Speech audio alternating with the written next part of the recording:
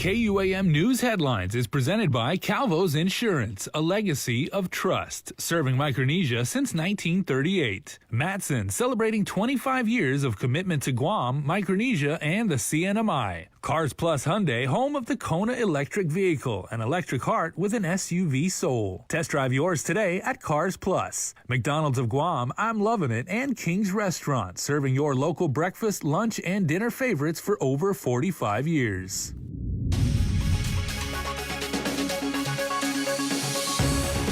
Now on prime time, in an effort to protect the island, the governor announced implementations of vaccination requirements of establishments and activities.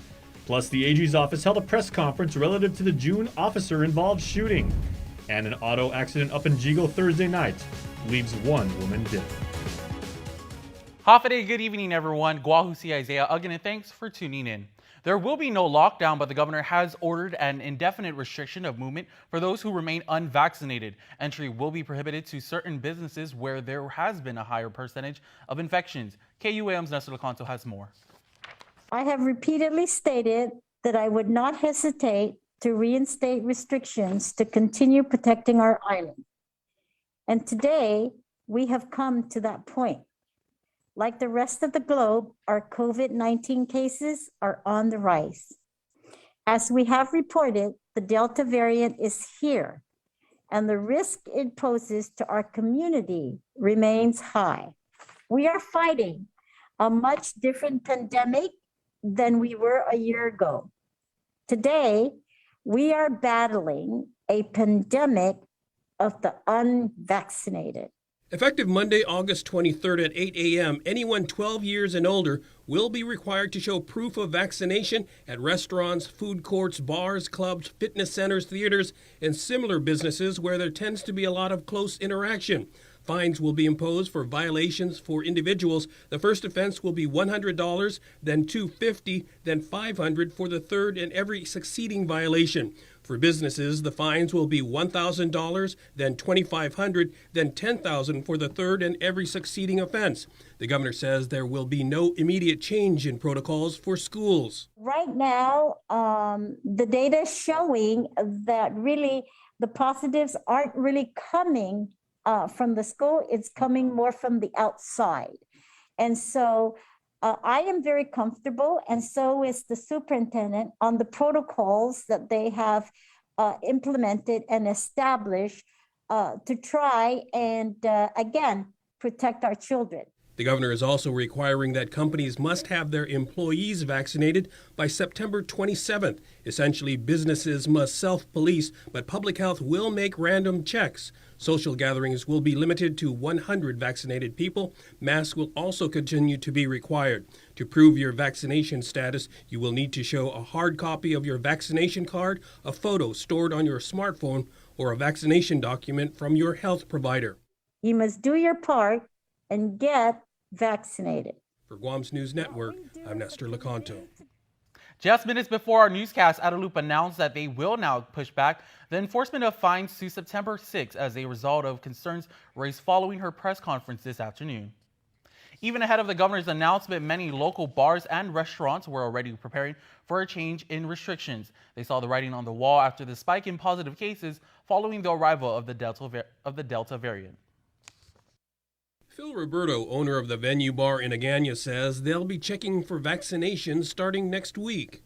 For me as a business owner, I want to do everything I can to keep my doors open possible. So if we could take that extra step and say, please come in, but show us your proof of vaccination, I think that would help us in the long run. Mo Amani of Moses Joint, a restaurant and bar also in Agana, says they too were getting ready.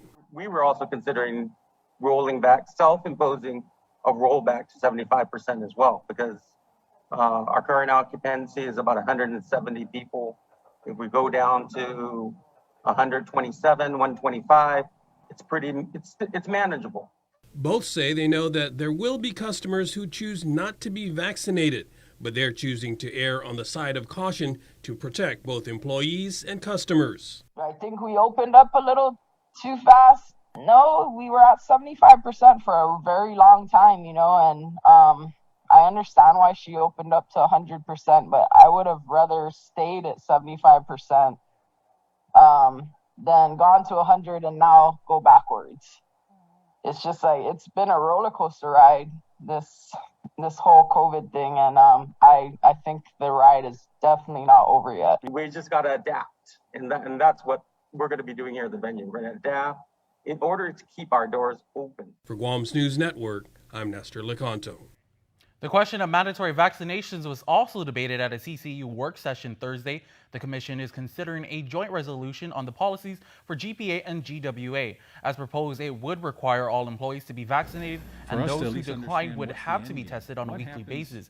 But some CCU members, such as Simon Sanchez, argue that vaccinations are no guarantee that an employee cannot be infected.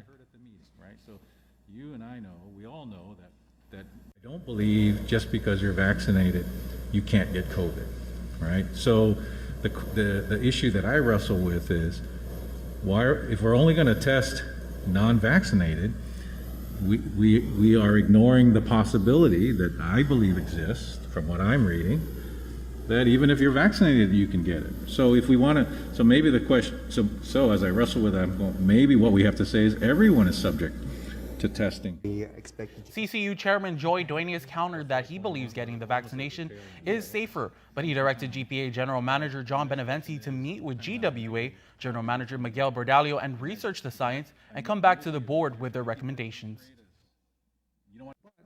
If everybody's vaccinated, it seems to me, what I remember hearing from the local and the national people, is that the people who are in the hospitals and the people who are experiencing severe health issues are those who are unvaccinated. The whole world is struggling with scenarios like this, so therefore precaution is really, to me, the best prevention. That's all. The CCU's regular monthly meeting is scheduled for next week, Tuesday. The new mandatory vaccination policy is slated to take effect on October 1st. The Guam Power Authority, in the meantime, announced it received $15 million in ARP money from the governor.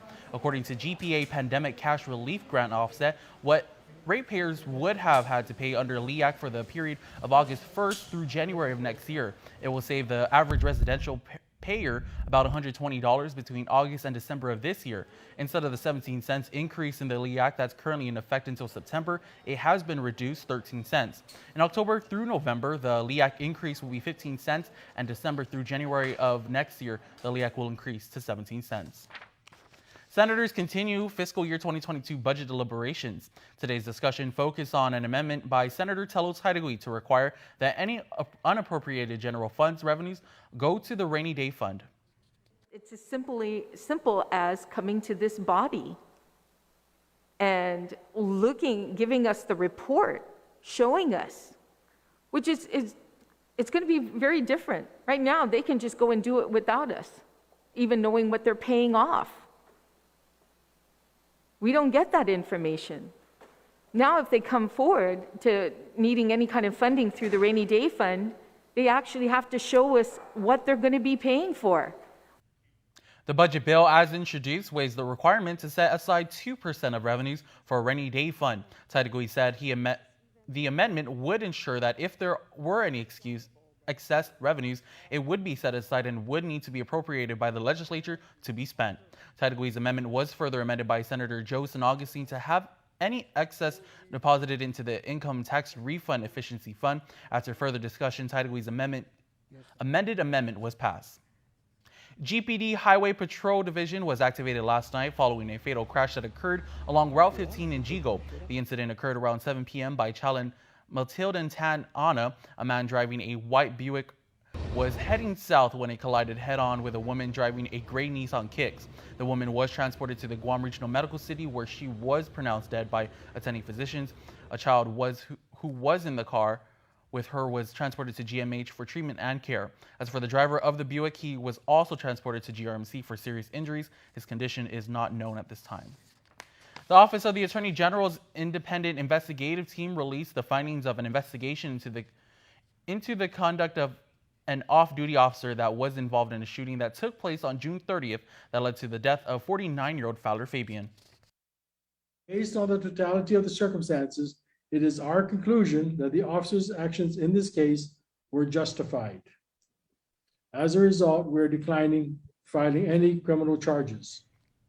Chief Prosecutor Basil O'Malley said the police officer was with his 7-year-old daughter when a man holding 2 machetes began motioning to the officer's car as he left the area. A second man reportedly threw an object at his vehicle. Traffic forced the officer to stop at the intersection, and the officer exited his vehicle and fired a single shot, striking Fabian in his lower abdomen.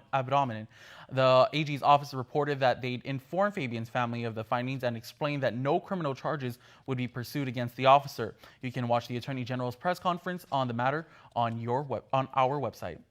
There have been no arrests for a shooting that occurred Wednesday in Zeredo, but as Tyler Mazzanoni reports, police are actively searching for 2 people wanted for questioning. Here's more on this report. The Guam Police Department's Criminal Investigation Division is asking the community's help to find 2 men wanted for questioning in connection to Wednesday morning shooting at Trenkala Court in Zeredo that sent a man to the hospital. Police are searching for 31-year-old Justin Michael Duenas and 27-year-old Jensen Belga Develis. Duenas is described as Chamorro, 6 feet tall, 200 pounds, black hair, and brown eyes. He was last seen wearing a red shirt and camouflage shorts. He has a history of violent crimes. He was last in jail in January 2018 for assault, criminal mischief, felonious restraint, and family violence. Prior to that, Duenas was in DOC for other crimes such as terrorizing, possession and use of a deadly weapon in the commission of a felony, and criminal sexual conduct. As for Develis, he is described as Filipino, 5'6", 200 pounds, black hair and brown eyes. He was last seen wearing a black shirt with 420 text on the front with khaki shorts. He also has a history of spending time at the Department of Corrections. He last checked in back in April of this year after a warrant was issued for his arrest. Last year, he was also in and out of DOC on a myriad of charges to include forgery or fraud, illegal possession of a controlled substance, theft of a motor vehicle, terrorizing, illegal delivery, and dispensing or manufacturing of controlled substances. Duenas and Develis were last seen leaving Trenkala Court in Zeredo on foot in an unknown direction. The 2 are considered armed and dangerous and should not be approached. Anyone with information on their whereabouts is urged to call GPD at 472-8911 or 475-8615 or 8617. You can also submit an anonymous tip to guam.crimestoppersweb.com. Reporting for Guam's News Network, I'm Tyler Mazzanoni. A continued detention hearing was held in district court for 37-year-old federal drug defendant Andrew Manabusin. The court, however, will meet in 2 weeks to further discuss his release, along with bail to allow his potential third-party custodian to install phone lines in the home. Manabusin recently pled not guilty to conspiracy to distribute 50 or more grams of methamphetamine from California to Guam. He allegedly mailed a package that contained 3,617 gross grams of meth to former police officer and former Department of Corrections officer Jose Ananich. His next hearing is scheduled for September 7th at 10:30 a.m. Trial is currently set for October 26th at 10 a.m. A federal jury in Texas found a Guam man guilty of rape charges. The trial was held in the Western District Court of Texas. 29-year-old Damian Edward Cruz Benavente was initially arrested back in March, according to a media release. Beginning in 2015, while living in Big Bend National Park, he repeatedly sexually assaulted the minor victim using force and threats, placing the victim in fear. Benavente faces up to life in prison. Stick around for more news here on Primetime. You're watching KUAM.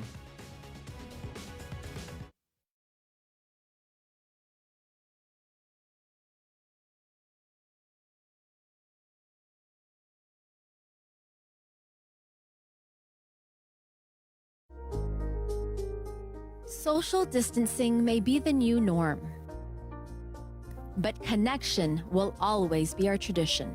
Through good times and tough times, we remain connected with you. Masks may be the new fashion, but protection will always be our style.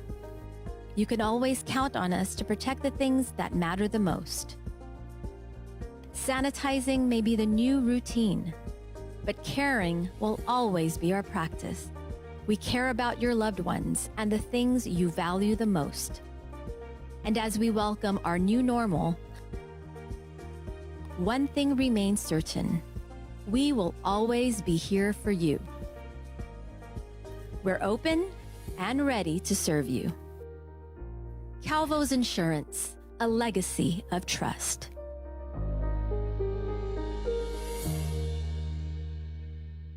And instant prizes from Foot Locker and Burger King. Win the best-selling 2021 Toyota Corolla LE, the crossover SUV 2021 Toyota RAV4 LE, and the dynamic luxury SUV 2021 BMW X1. The more you shop, the more chance to win. In the Micronesia Malls, shop and win. Summer is here, and at Cars Plus, we have the perfect Jeep for your summer adventures. Whether you're going off-road or just getting ready to hit the beach down south, make this the summer event you find your Jeep, like the 2021 Jeep Wrangler or the 2021 Jeep Gladiator. Equipped with Guam's only lifetime powertrain warranty. Call us at 477-7807 or visit our website at carsplusguam.com to schedule a test drive today. Cars Plus, driven by you. It's a special delivery to your inbox every week with your KUAM News Roundup, program advisories, and promotions. Sign up for the weekly KUAM Digital Digest today on KUAM.com. Welcome back. Senator Joanne Brown says it could be corruption. This in reaction to a procurement appeal underway related to the governor's office emergency purchase of golf carts from AutoSpot. Losing offerer Guam Surfco filed the appeal after they lost the purchase awarded to AutoSpot, but the General Services Agency changed the quote specifications after working hours the day before quotes were due, saying they needed golf carts immediately. This came after just the day before. GSA said golf carts could be delivered 30 days after the awarding of a purchase order. AutoSpot's quote was the only quote received by GSA that indicated immediate delivery could be granted at the beginning of the quote process. Brown commended Guam Surfco for appealing the award, saying more should speak up if they're on the receiving end of procurement politics. If you believe there's corruption going on, then by all means stand up and speak out, because if you don't expose these things happening, they're going to continue to happen. And I'm sure in the course of this case, the official record of this procurement will be reviewed. What steps were made, what notices, if any, were provided to the other companies. Did they have, adequate notice to be able to respond? And, unfortunately, we don't know. We don't know if anybody spoke to anybody in terms of, hey, change this and put this in so my company gets this deal. Which should not be happening. AutoSpot sold $80,000 worth of golf carts to the governor's office, even though Adelup doesn't have procuring authority. Filing states the appeal also questioned why emergency purchasing was used to buy golf carts, which Adelup said would be used to transfer Manumku and disabled at vaccination clinics. But Surfco's filing alleged that since vaccination clinics had already been underway for months, there was no justification for an emergency purchase of golf carts. The next hearing is in the appeal for the process is on September 16. The Department of Public Works has issued a stop work order to the owner of the Manilao solar farm, KEPCO, and its contractor, Samsung E&C America. According to the order, Samsung's construction was not consistent with its approved plans and modified building permits submitted last year. Their failure, according to DPW Director Vince Ariola, resulted in large discharges of stormwater, sediment, soil, and other materials into adjoining properties and the ocean, including Marble Cave and its freshwater pools. The companies have yet to remediate or repair the damages they cause. The companies can only perform work to come into compliance with the notice of violation issued by the Guam Environmental Protection Agency in July. Guam EPA cited the agency for failing to comply with its approved erosion and sediment control plan. The stop work order also follows lawsuits filed by the owner of the Marble Cave property, as well as the Office of the Attorney General. Additionally, the companies could be cited by the U.S. Environmental Protection Agency for violations of the Clean Water Act. A team from the federal agency is expected to arrive to Guam to conduct an assessment. The Department of Agriculture has requested the Department of Public Works issue a cease and desist order for Samsung Solar Farm. The agency conducted an inspection of the project and the surrounding properties. Similar to other enforcement agencies, inspectors found several areas of concern. According to a letter to DPW, representatives from Forestry and the Division of Aquatic and Wildlife Resources saw evidence of a sediment plume on the ocean below the solar farm site. At Marble Cave, they found evidence of the silt. They also concluded that freshwater organisms inside the pond may have been impacted by the soil runoff event, and the surface below the freshwater habitat was filled with about an inch or two of sedimentation. The Department of Agriculture requested a cease and desist order until Samsung resolves all violations. They also requested that they inspect and give their approval before it's lifted. There have been reports of students not receiving $150 worth of school supplies, but the Guam Department of Education says there's no reason for parents to purchase education materials. In a viewer-submitted photo, students received 2 packets of 200-count college-ruled filler paper, 3 pens, 3 composition notebooks, 2 pencils, 2 face masks, 2 folders, eraser, glue, and a binder. According to GDOE Deputy Superintendent of Curriculum and Instruction, Joe Sanchez, they met with all 41 school principals to remind them to place their school supplies order. He reassures families that school supplies are being provided by the schools. We did find out that some schools are behind in placing their orders. So we reminded them that if you are behind in placing your school orders and you don't have them, that doesn't mean you get to send home a class list, right? I mean, the only thing we've told the families is at the very least, bring a pen, bring a pencil, bring something to write with, but we are not going to send home those long class lists of you have to buy crayons and markers and binders and all of those things. We should be providing that to the students. There is funding for all of that. And again, we've reminded the schools. Sanchez clarified that the purchasing of supplies is spread out through the year. Actually spread out over 3 years. So it's $150. The intent is to purchase it for this year and then another $150 for the year after that. But doesn't mean we're going to wait till 2 years, 3 years, down the road. But, the idea is we're placing the orders for this year, and the next semester and so on. So it's really a $350 allocation over the course of 3 years. The subsidies are being funded through the Education Stabilization Fund and the American Rescue Plan. For all GDOE school inquiries, email info@gdoe.net or call 311 option 8. There are new entry requirements that are in effect in the CNMI. According to CNMI Governor spokesperson Kevin Bautista, they are implementing a mandatory quarantine protocol out of an abundance of caution given the recent rise in COVID cases. All inbound travelers are required to quarantine in a designated government facility. What that means is that before we used to have home quarantine protocols in the past where upon lodging assessment, folks would be able to go into visiting family and then go and stay with them and be in home quarantine. But now with this new guidance that came out last night from our Commonwealth Healthcare Corporation and our COVID-19 task force, all travelers will be required to quarantine in a designated government facility for 5 days. All passengers, whether vaccinated or unvaccinated, will be tested upon arrival and then after 5 days of quarantine. If you test positive, you will be isolated in the designated government facility. The Guam Green Growth Initiative rolled out their Aquaculture Showcase this morning at Adelup.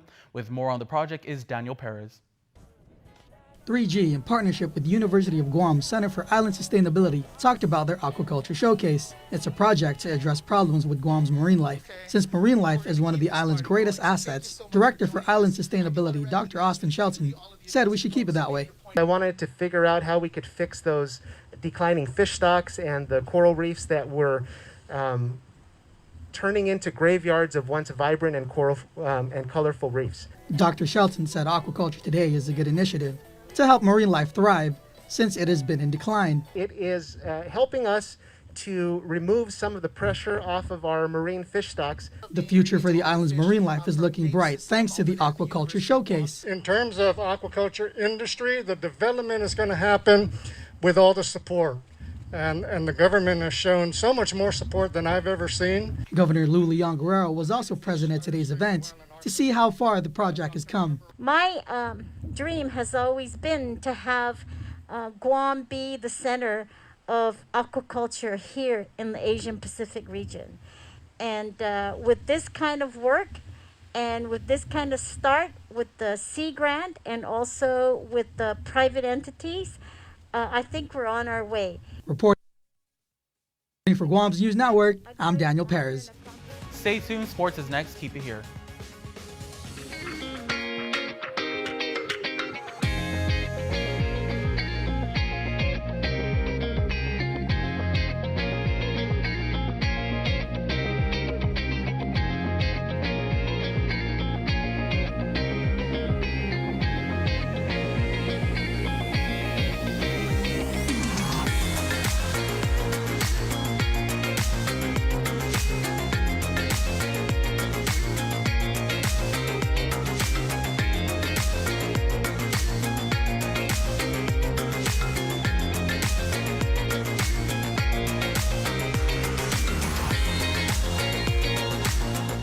Your community calendar is brought to you by Taco Bell. Whether it's your first meal or your fourth meal, we've got you covered. Taco Bell, live Mas.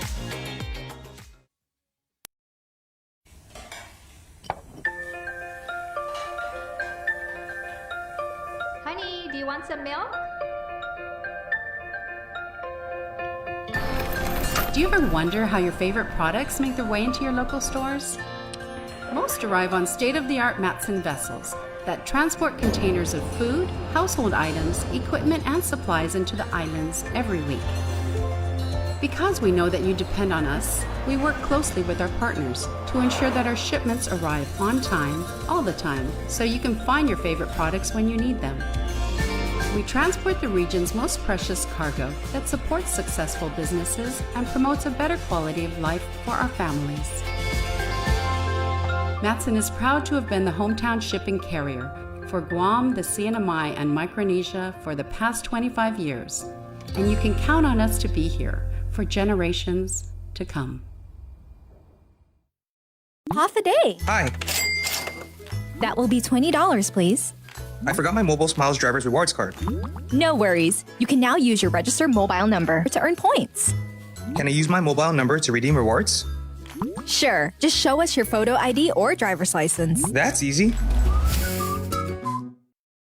Hi, my name is Justine Chu. Jim Pamplona. Alexis Sablan. I'm Minami Kramer, and I'm a GTA youth leader. Because of GTA, I was able to go to Interlaken, a summer music camp over the summer, and I'm very, very grateful for that opportunity. It helped me pay for my college tuition with a scholarship. Benefits, including a free phone and a year free service. If you're someone who wants to inspire others, help others, and become a better person, this is for you. Become a GTA youth leader today. Sports is brought to you by Docomo Pacific. Better together.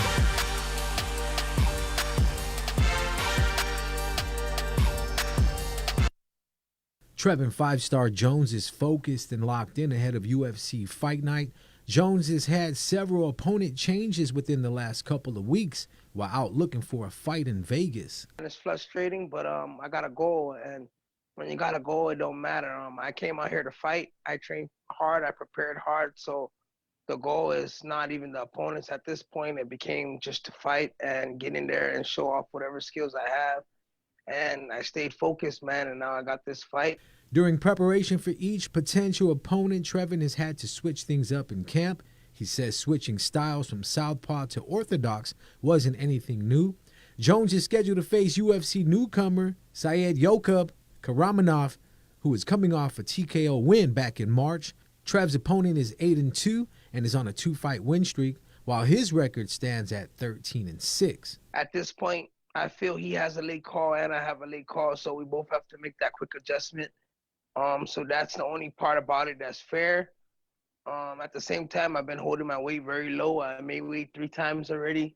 That's the part that's unfair, but at the same time, we got goals and we're looking for this goal in my head to overcome everything, and it'll be better in the end. The plan for Jones is to go out there and perform and do what he does best. Trevin will be looking to make weight for the 4th time, as his team kept an eye out for a last-minute fight. Me and my team, we waited and we did our job. The organization rewarded us for that, and we told them we'll stick around and look for another fight because the goal wasn't just to get rewarded. The goal is to go home with the win. So we want the win, man. We're here for the win, and we stayed here, and we're still looking for that win.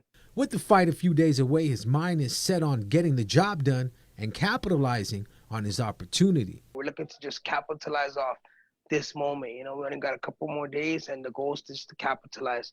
Go out there, get it done, don't matter how, and, you know, just smile after it's all done, man, because we know that we stuck around and we know we put in all the work and even extra work. So the goal is to capitalize at the end of the whole situation and be proud of ourselves no matter what. Catch some 2021 preseason NFL football Week 2 games Saturday, August 21st, Kansas City Chiefs at Arizona Cardinals, 10 in the morning, Chamorro Standard Time. Then on Tuesday, August 24th, Jacksonville Jaguars at New Orleans Saints, 10 in the morning, Chamorro Standard Time. Both games on ESPN Docomo Pacific, Channel 34, SD, 601 HD, All the action is live 24/7 on NFL Network, Docomo Pacific Channel 214 SD 623 HD. KUAM Sports is brought to you by Docomo Pacific. Better together.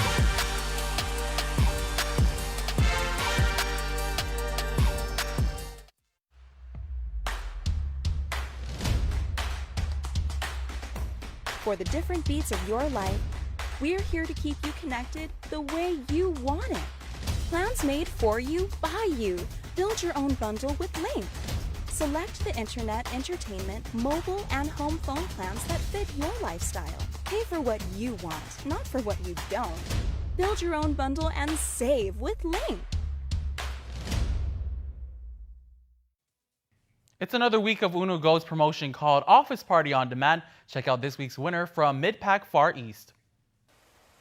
On Wednesday, the hardworking crew at Mid-Pac Far East was treated to a special office luncheon, courtesy of Sing's Cafe, located in the Micronesia Mall food court. And it was delivered right to them, courtesy of Uno Go. This week's office winner. Today, my name is Chris Camacho. I work for Mid-Pac Far East. And we are excited that we got the opportunity to win this free lunch from Uno Go. Camacho explains what made them decide to enter the Uno Go promotion. We saw it on the Uno Go app, so we decided to enter, and this is why you are here today. The all-inclusive lunch was delivered hot and fresh right to the office, courtesy of Chef Sing and his team at Sing's Cafe and the Uno Go delivery app. As to how the crew was feeling, hungry and excited. That's how we felt. To enter your team, all you have to do is register on the Uno Go app or website. Follow Uno Go Guam on Facebook or Instagram and send a direct message with your name, contact, and email address. You have 2 more weeks for a chance to win yummy food from Pika's and Beach and Shrimp. I want to make a shout out to Uno Go Guam and KUAM for coming out here today and giving us this experience. And before we close out the news tonight, our latest round of the birthday shout-outs from the Cold Stone Creamery Birthday Club. Happy birthday on this August 20th to Chelsea Joe. We love you to outer space and back. That is awesome. That's a super far way to go. And that's how much love Mom, Roki, Jared, and the rest of your entire family have for you, Chelsea Joe. Happy birthday. And also happy birthday to Kyle Alstader. Happy birthday coming from your family at the 36th Security Forces Squadron.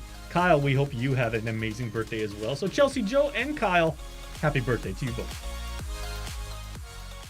Remember, you can be a part of the Cold Stone Creamery Birthday Club by registering online at KUAM.com. Please make sure to include with your photo your name and birthday.